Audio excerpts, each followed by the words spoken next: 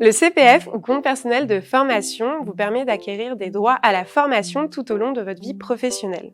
Il s'agit donc d'une source importante de financement des formations et en tant qu'OF, vous êtes certainement déjà demandé s'il était intéressant pour vous de faire répertorier vos actions de formation sur le site moncompteformation.gouv. On trouve au final assez peu d'informations sur comment devenir véritablement un certificateur. Si France Compétences propose des notices ou des documents pratiques, il est assez compliqué d'identifier ce qui va vraiment vous être demandé.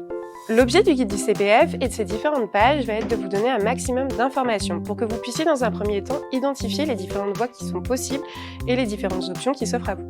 Nous essayerons également de répondre à des questions que beaucoup d'organismes de formation se posent sur les certifications professionnelles et les financements CPF. Chaque vidéo sera accompagnée de ressources complémentaires et il faut savoir que ce guide a été conçu en collaboration avec des témoignages de nos clients qui ont vécu des certifications et qui ont accepté de nous faire part de leurs ressentis. Alors pour commencer, comment proposer vos prestations sur le site Mon Compte Formation ? Il existe aujourd'hui 3 voies pour bénéficier d'un financement CPF. La première solution, c'est la plus connue, c'est le fait de faire certifier votre action de formation. Ça signifie avoir votre propre habilitation via France Compétences, enregistrer votre formation soit au RS, soit au RNCP. La deuxième solution, qui est un petit peu moins connue, c'est le fait de vous adosser à un certificateur. Donc de vous adosser à un autre organisme de formation qui, lui, aura une certification. Cette solution est beaucoup plus rapide, mais aussi peut s'avérer un petit peu plus coûteuse. Enfin, dernière solution, c'est de proposer une action, une prestation qui n'est pas une formation certifiante, mais qui est quand même financée par le CPF. C'est notamment le cas des actions liées au code CPF 203, par exemple des VAE ou des bilans de compétences.